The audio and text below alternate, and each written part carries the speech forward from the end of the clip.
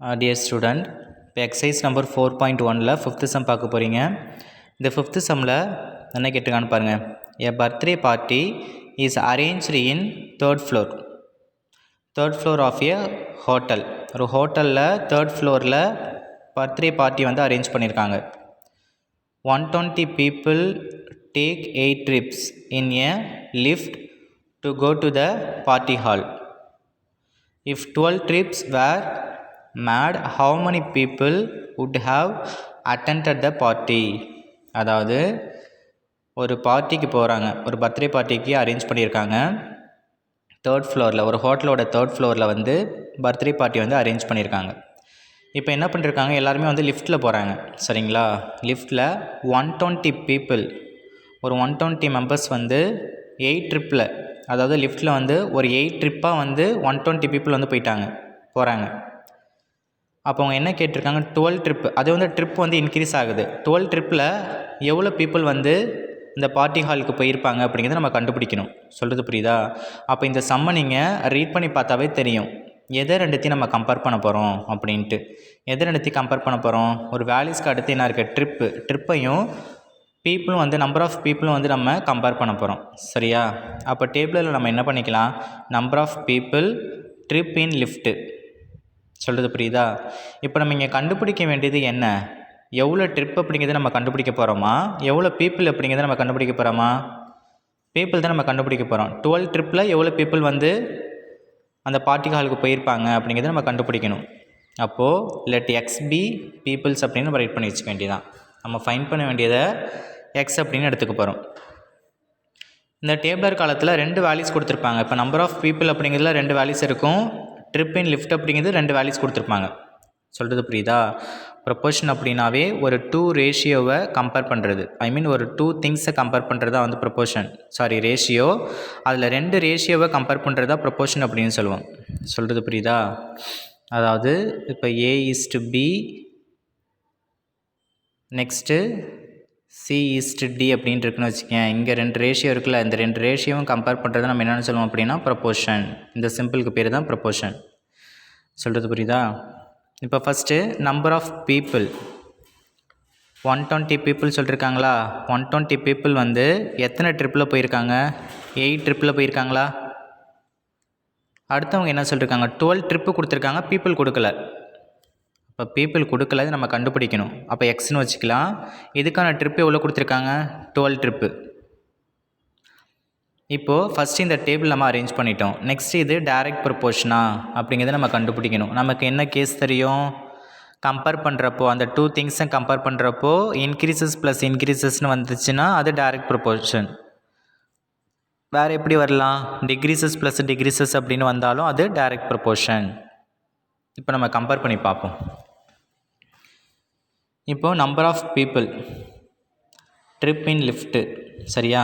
இப்போ இங்கே பாருங்களேன், ஃபஸ்ட்டு எந்த 2 வேல்யூஸ் வந்து கொடுத்துருக்காங்க, இந்த ட்ரிப்பில் 2 வேல்யூஸுமே கொடுத்துருக்காங்க. ஃபஸ்ட்டு நீங்கள் இதை கம்பேர் பண்ணலாம் ஈஸியாக. இப்போ 8லேருந்து 12 வந்து இன்க்ரீசஸா டிக்ரீசஸா?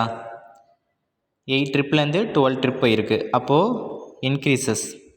இந்த பார்ட் நீங்கள் ஈஸியாக கண்டுபிடிச்சிடலாம், இன்க்ரீசஸா டிக்ரீசஸா அப்படின்ட்டு. இதை கண்டுபிடிக்கிறதுக்கு தான் நமக்கு கொஞ்சம் திங்க் பண்ணணும். சொல்கிறது புரியுதா? ஏன்னா இந்த வேல்யூஸ் நமக்கு தெரியாது. இப்போ தெரியாத வேல்யூஸ் நம்ம கண்டுபிடிக்கிறது கொஞ்சம் திங்க் பண்ணுறப்பல இருக்கும். ரொம்ப ஈஸி தான், ஒன்றும் இல்லை. இப்போ இங்கே பாருங்கள், 8 ட்ரிப்பில் எவ்வளோ பீப்புள் வந்து போயிருக்காங்க, 120 பீப்புள் போயிருக்காங்களா? அப்போது ட்ரிப்பு இன்க்ரீஸ் ஆகுது. 12 ட்ரிப் அப்படிங்கிறப்போ பீப்புள் வந்து அதிகமாக தானே போயிருப்பாங்க. சொல்கிறது புரியுதுங்களா? 8 ட்ரிப்புக்கே 120 பீப்புள் போயிருக்கிறப்போ 12 ட்ரிப்புங்கிறப்போ இன்னும் எக்ஸ்ட்ரா பீப்புள் தான் போயிருப்பாங்க. அப்போ பீப்புள் வந்து இன்க்ரீஸ் ஆகியிருப்பாங்களா டிக்ரீஸ் ஆகியிருப்பாங்களா? இங்கேருந்து கம்பேர் பண்ணுறப்போ இன்க்ரீசஸ். சொல்கிறது புரியுதா? ட்ரிப்பு இன்க்ரீஸ் ஆகிருக்கு அப்படின்னா கண்டிப்பாக பீப்புளும் இன்க்ரீஸ் ஆகியிருப்பாங்க. சொல்கிறது புரியுதா? அப்போ இந்த இடத்துல நீங்கள் வந்து இமேஜினேட் பண்ணி பார்க்கணும். இதை கம்பேர் பண்ணுறப்போ நீங்கள் இமேஜினேட் பண்ணி பார்த்தீங்க அப்படின்னா தான் இதை நீங்கள் கரெக்டாக சூஸ் பண்ணால் தான் உனக்கு கரெக்டாக வரும். இதை நீங்கள் ஈஸியாக கண்டுபிடிச்சிடலாம், இதை ஒரு 2த்தையும் கம்பேர் பண்ணி பார்த்து. இங்கே வேல்யூஸ் இல்லை அப்படிங்கிறதுனால நம்ம திங்க் பண்ணி பார்க்கணும்.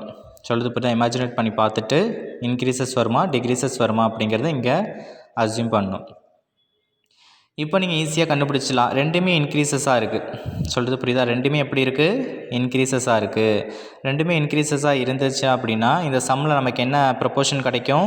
Direct proportion. அதாவது trip in lift is increases then people is increases. ரெண்டுமே இன்க்ரீசஸாக இருக்குது. So it is direct proportion. சொல்கிறது புரியுதுங்களா? டைரக்ட் ப்ரொப்போர்ஷன் அப்படின்னா என்ன formula? x1 divided by y1 equal to x2 divided by y2. இதில் எதெல்லாம் x1? நான் சொல்லியிருக்கேன்ல, ஃபஸ்ட்டு திங்ஸ் நம்ம என்னென்னு வச்சுப்போம்? x. இது எல்லாத்தையும் என்னென்னு வச்சுப்போம்? y. அப்போ இந்த ஃபஸ்ட்டு திங்ஸில் ரெண்டு வேல்யூஸ் இருக்கிறதுனால இது x1, இது x2. இது நம்ம என்னென்னு வச்சுக்கலாம்? y1. இது என்னென்னு வச்சுக்கலாம்? y2 அப்படின்னு வச்சுட்டு இப்போ நம்ம என்ன பண்ண போகிறோம்? இந்த ஃபார்முலாவில் சப்ஸ்டியூட் பண்ண போகிறோம். எப்படி? x1 divided by y1. இது ரெண்டுத்தையும் ஒரு டிவைடில் நம்ம இங்கே ரைட் பண்ணுவோம். ஈக்குவல் டு இதை ரெண்டுத்தையும் நம்ம ஒரு டிவைடில் இங்கே ரைட் பண்ணுவோம். x divided by 12. நெக்ஸ்ட் நான் உங்களுக்கு என்ன சொல்லியிருக்கேன்? ஒரு 2 ஃப்ராக்ஷன் ஈக்குவல் டு சிம்பிள் சென்டரில் இருந்துச்சு அப்படின்னா அதை நம்ம கிராஸ் மல்டிப்ளே பண்ணணும். கிராஸ் மல்டிப்ளே பண்ணால் என்ன? இதால் நம்ம மல்டிப்ளே பண்ணணும். இந்த ரெண்டு வேல்யூஸ் நம்ம மல்டிப்ளே பண்ணணும். அப்போ 12 × 120 இந்த சைடில் லெஃப்ட் சைடில் வந்துடும். நெக்ஸ்ட்டு ஈக்குவல் டு சிம்பிள் இருக்கும் சென்டரில். நெக்ஸ்ட்டு 8 × x இந்த சைடில் வந்துடும். சொல்கிறது புரியுதுங்களா?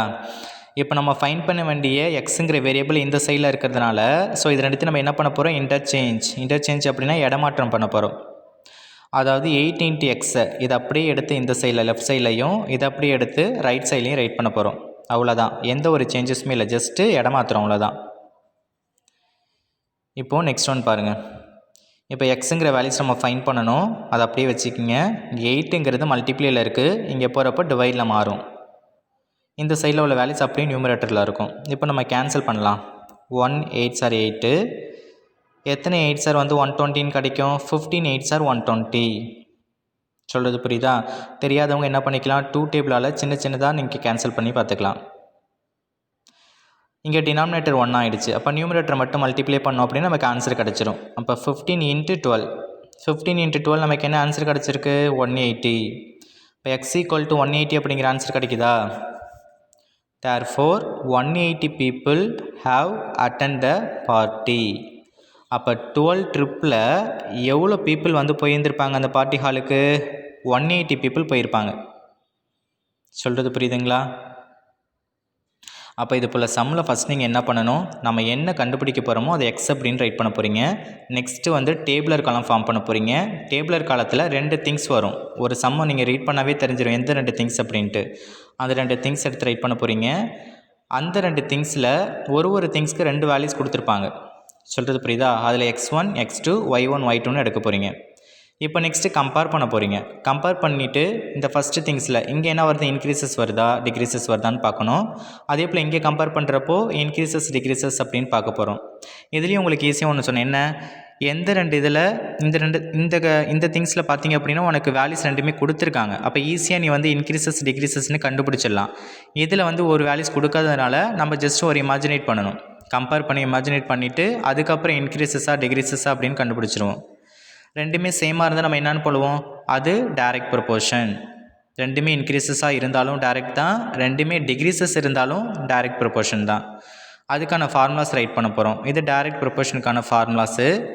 அதுக்கான வேல்யூஸ் இந்த டேபிள்லேருந்து எடுத்து ரைட் பண்ண போகிறோம். நெக்ஸ்ட்டு கிராஸ் மல்டிப்ளை பண்ண போகிறோம். அதுக்கு ரிமைனிங் உள்ள வேல்யூஸ் எல்லாமே நான் உங்களுக்கு ஆல்ரெடி எக்ஸ்பிளைன் பண்ணிட்டேன். இப்போ நமக்கு என்ன ஆன்சர் கிடைக்கும்? 180 people have attended the party. இதே போல் தான் ஒரு சம்முக்கும் நீங்கள் ஒர்க் அவுட் பண்ண போகிறீங்க. சில சம்மில் உனக்கு வந்து யூனிட்ரி மெத்தட் யூஸ் பண்ணுங்கள் அப்படின்னு சொன்னாங்க அப்படின்னா அந்த சம்மில் நீங்கள் என்ன பண்ணணும்? அந்த திங்ஸோட 1 ரேட் என்ன அப்படின்னு நம்ம கண்டுபிடிச்சிட்டு அதுக்கப்புறம் எவ்வளோ திங்ஸ் கேட்குறாங்களோ மல்டிப்ளை பண்ணி ஆன்சர் கொண்டு வந்துடலாம். அதான் யூனிட்ரி மெத்தட். சொல்கிறது புரியுதுங்களா? நெக்ஸ்ட்டு 6th சம் பாரு. 6th சம்மில் the shadow of a pole with a height of 8 meter is 6 meter. If the shadow of another pole measured at the same time is 30 meter, find the height of the pole அப்படின்னு கேட்டிருக்காங்க. அப்போது நல்லா listen பண்ணுங்கள். நம்ம find பண்ண வேண்டியது என்ன? Height of the போல். அதை நம்ம எக்ஸ்ன்னு வச்சுக்கலாமா? சொல்யூஷன் ரைட் பண்ணியாச்சு. let x be the height of the போல் அப்படின்னு ரைட் பண்ண போகிறோம். இப்போ டேபிள் இருக்காலாம் நம்ம க்ரியேட் பண்ணணும். இதை நம்ம எதை ரெண்டுத்தையும் கம்பேர் பண்ண போகிறோம்? போல் அப்படின்னு நமக்கு தெரிஞ்சிருச்சு. இன்னொன்று என்ன? ஹைட்டு. போல், ஹைட்டு, இது ரெண்டுத்தையும் நம்ம கம்பேர் பண்ண போகிறோம். அப்போ height of the pole, shadow of the pole. அதாவது இங்கே பாருங்கள், shadow of the pole with the height of 8 metre is 6 metre. அதாவது ஒரு கம்பம் இருக்குது, ஒரு கொடி கம்பம்னு சொல்லுவோம்ல, இது போல் இருக்குப்பா. இதோட ஹைட் வந்து 8 மீட்டர். இதோட நிழல் தெரியும்ல, ஷேடோ தெரியும்ல, அது எவ்வளோ மீட்டரில் இருக்குது அப்படின்னா 6 மீட்டரில் இருக்குது. அதுதான் இங்கே சொல்லியிருக்காங்க. ஹைட் ஆஃப் த போல் அப்படிங்கிறது அந்த போலோட ஒரிஜினல். ஷேடோ ஆஃப் த போல் அப்படிங்கிறது அந்த போலோட ஷேடோவில் தெரியும்ல, அது எவ்வளோ லென்த் அப்படி இருக்குங்கிறது சொல்லியிருக்காங்க. அவ்வளோதான் இதோட டிஃப்ரென்ஸு. இப்போ 8 மீட்டர் அப்படிங்கிறது ஹைட் ஆஃப் த போல், அதோட ஷேடோ வந்து 6 மீட்டர். இப்படி எழுதியிருக்கேன். நெக்ஸ்ட் அவங்க என்ன கேட்டிருக்காங்க? Shadow of the another pole. Shadow of the another pole வந்து 30 மீட்டர் அப்படின்னு கொடுத்துட்டாங்க. அதோட ஒரிஜினல் ஹைட் எவ்வளோவா இருக்கும் அப்படிங்கிறது நமக்கு தெரியாது. அதை நம்ம கண்டுபிடிக்க போகிறோம். சொல்கிறது புரியுதா? அப்போ தெரியாத எக்ஸ் அப்படின்னு வச்சுக்க போகிறோம். இப்போ நம்ம என்ன பண்ண போகிறோம்? கம்பேர் பண்ணி இது இன்க்ரீசஸ் பாருங்கள், கம்பேர் பண்ண போகிறோம். இது ரெண்டுத்தையும் நம்ம கம்பேர் பண்ண போகிறோம். இதில் எதில் வேல்யூஸ் அவங்களே ரெண்டு இதுலையுமே வேல்யூஸ் கொடுத்துருக்காங்க. ஷேடோ ஆஃப் த போலில் 2 வேல்யூஸுமே கொடுத்துருக்காங்க. அப்போ இந்த திங்ஸில் நம்ம இன்க்ரீசஸ் டிக்ரீசஸ் ஈஸியாக கண்டுபிடிச்சிடலாம். 6லேருந்து 30 மீட்டர் இன்க்ரீசஸ் தானே, இது இன்க்ரீசஸ்னு ஈஸியாக கண்டுபிடிச்சிட்டாங்க. பட் ஆனால் இதில் நம்ம கண்டுபிடிக்கணும். பட் ஆனால் கொஞ்சம் இமேஜினேட் பண்ணணும், ஏன்னா ஒரு வேல்யூஸ் நமக்கு கொடுக்கல. இப்போ எப்படி நம்ம திங்க் பண்ணலாம்? நல்லா லிசன் பண்ணி பாருங்கள். அதாவது ஹைட் ஆஃப் த போல் வந்து 8 மீட்டரில் இருக்குது, அதோட ஷேடோ வந்து 6 மீட்டரில் தெரியுது. சொல்கிறது புரியுதா? அப்போது இங்கே ஹைட் ஆஃப் த செகண்ட் இன்னொரு அனதர் போல் இருக்குல்ல, அதோட ஒரிஜினல் ஹைட் எவ்வளோன்னு தெரியாது, ஆனால் அதோட ஷேடோ எவ்வளோ இருக்குது? 30, அதிகமாக இருக்குது. அப்போ கண்டிப்பாக ஷேடோ ஆஃப் த போல் வந்து இன்க்ரீசஸாக இருக்கிறதுனால ஹைட் ஆஃப் த போல் நமக்கு என்னவாக இருக்கும்? இன்க்ரீசஸாக தான் இருக்கும். இதை விட இங்கே ஹைட்டாக இருந்தால் தான் அதோட ஷேடோ வந்து இங்கே ஹைட்டாக இருக்கும். சொல்கிறது புரியுதுங்களா? அப்போது நமக்கு இங்கே என்ன இருக்கும்? நமக்கு இன்க்ரீசஸ். இப்போ இது ரெண்டும் இன்க்ரீசஸ் வந்துச்சு அப்படின்னாவே நமக்கு என்னென்னு தெரியும்? ரெண்டுமே சேமாக இருந்துச்சு. Increases plus increases direct proportion. அப்போ shadow of the pole is increases, then height of the pole increases. சொல்கிறது புரியுதா? So it is direct proportion அப்படின்னு ரைட் பண்ண போகிறோம். ஸோ அதுக்கான ஃபார்முலாஸ் நமக்கு தெரியும். x1 divided by y1 equal to x2 divided by y2. அதுக்கு என்ன? 8 divided by 6 x divided by 30 அப்படின்னு நம்ம ரைட் பண்ண போகிறோம். ஏன்னா இது என்னென்னு வச்சுக்கலாம், இது வந்து எக்ஸு, அப்போ இது x1, இது x2, இது ஃபுல்லாக y, அப்போ இது y1, இது y2. இப்போ x1 டிவைடட் பை y1 இந்த சைடில், x2 டிவைடட் பை y2 இந்த சைடில் கிடைக்கும். இப்போ நம்ம கிராஸ் மல்டிப்ளை பண்ண போகிறோம். கிராஸ் மல்டிப்ளை எப்படி? 30 இன்ட்டு 8 இந்த சைடில் வரும், 6 இன்ட்டு எக்ஸ் இந்த சைடில் வரும், ஈக்குவல் டு ஆஃப்டர். இப்போ எக்ஸுங்கிற வேல்யூஸ் வந்து நமக்கு ரைட் சைடில் இருக்குது, நமக்கு லெஃப்ட் சைடில் வரணும். அப்போ இது ரெண்டுத்தையும் இன்டர்சேஞ்ச் பண்ணுறோம், இடமாற்றம் பண்ணுறோம். எக்ஸ் இன்ட்டு 6 இந்த சைட்லையும் 8 இன்ட்டு 30 இந்த சைட்லையும் கொண்டு வரோம். ஜஸ்ட்டு வந்து என்ன பண்ண போகிறோம்? இன்டர்சேஞ்ச் தான் பண்ண போகிறோம். வேல்யூஸ் எதுவுமே மாறாது, சிம்பிள் எதுவுமே. இப்போ எக்ஸுங்கிறது அப்படிங்க வச்சுக்க போகிறோம். மல்டிப்ளேயில் உள்ள 6 இங்கே போகிறப்போ டிவைடில் மாறும். இப்போ 1 6 6, எத்தனை 6 ஆர் 30? 5 6 ஆர் 30யா? டினாமினேட்டர் 1 ஆயிடுச்சு. அப்போ நியூமரேட்டர் மட்டும் மல்டிப்ளை பண்ணிக்கலாமா? 8 இன்ட்டு 5 கிடைக்கும் நியூமரேட்டரில். இப்போ 8 5 நமக்கு என்ன கிடைக்கும்? 40. இப்போ 40 மீட்டர் ஹைட் ஆஃப் த போல். அப்போ இங்கே எவ்வளோ இருந்திருக்கும்? இந்த அனதர் போல் வந்து 40 மீட்டராக இருந்தால் தான் அதோட ஷேடோ வந்து 30 மீட்டராக இருக்கும். சொல்கிறது புரியுதுங்களா? ஸோ நெக்ஸ்ட்டு சம்மு நெக்ஸ்ட் வீடியோவில் பார்ப்போம். ஓகேவா?